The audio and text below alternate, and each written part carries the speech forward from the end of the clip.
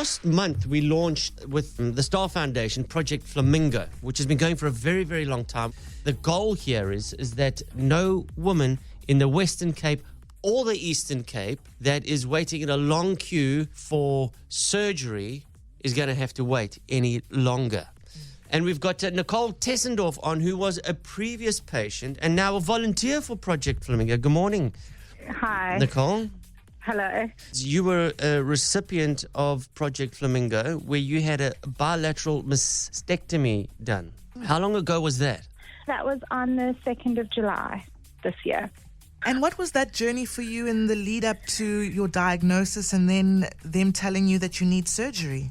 On my first appointment, I will say that was very scary because you stand in a queue and you wait. You wait with a good 60, 70, 80 women who are all there for their breasts. You don't know what's going on. The same reason. You don't know what's going on. You found a lump.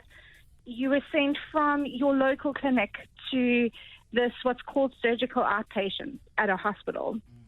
There is easily 1,000 people there. So we were only told to have mammograms and all of that from the age of 40. So for me, when my lump came, I was told it's an inflamed gland, don't worry about it, and it was in the midst of COVID. Nicole, so my Ghani, he says to me, payday. Payday is breast check day. Guys, on payday, that's your day to remember to check your wife's breasts.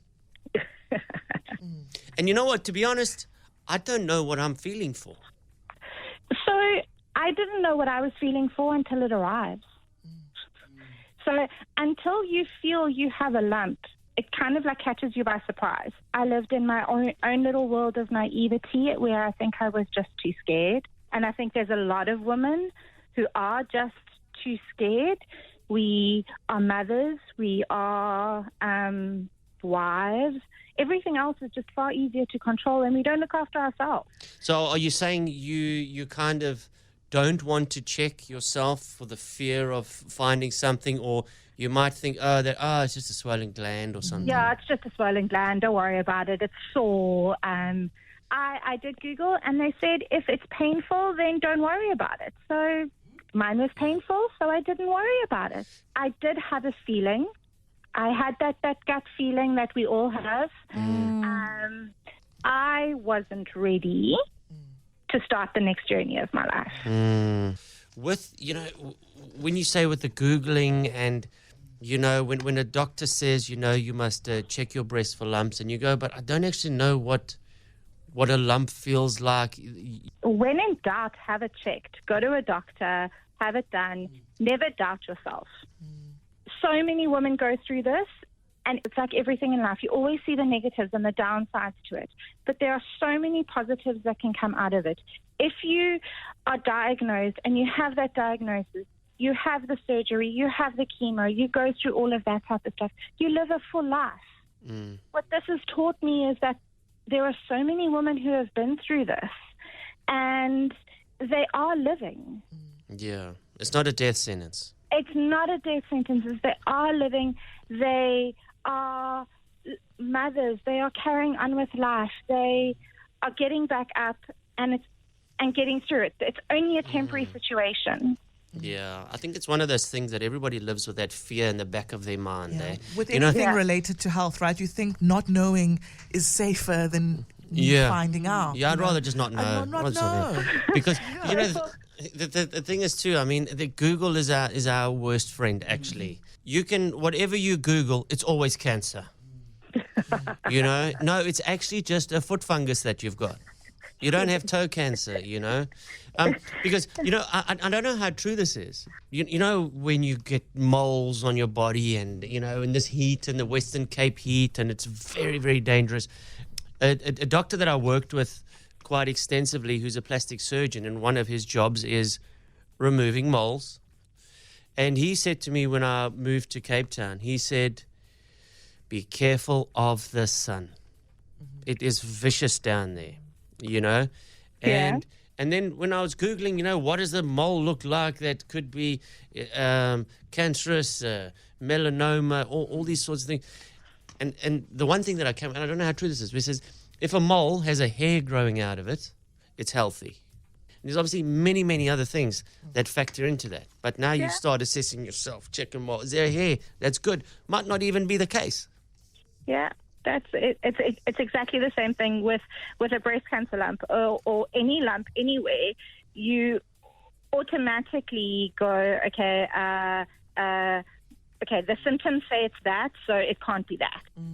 If you have a lump, go to a doctor.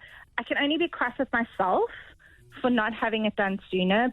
So Nicole, from the time when you thought something was up to the time you actually acted upon going to see a doctor for the first time, what was that time frame?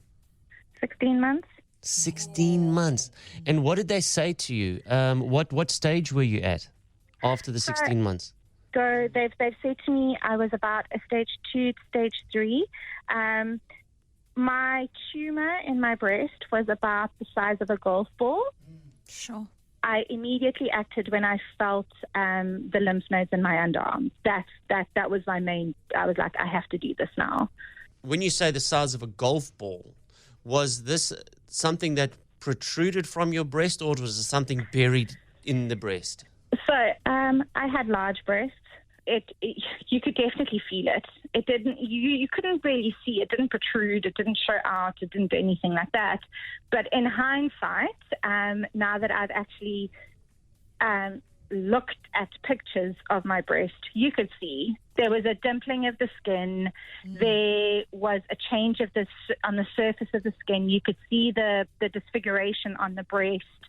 You could see it all. And if Project Flamingo didn't exist, how long would it have taken you to get the surgery? To be honest, I don't even think I would have had the surgery yet. Sure. And then you could have been in stage 4. Sure. Yeah, it could have been far worse. It's a very difficult thing. Project Flamingo has been amazing. Their doctors have been amazing. The whole team that give their time, I am grateful. If Project Flamingo wasn't there would be so many women who'd be far, far worse.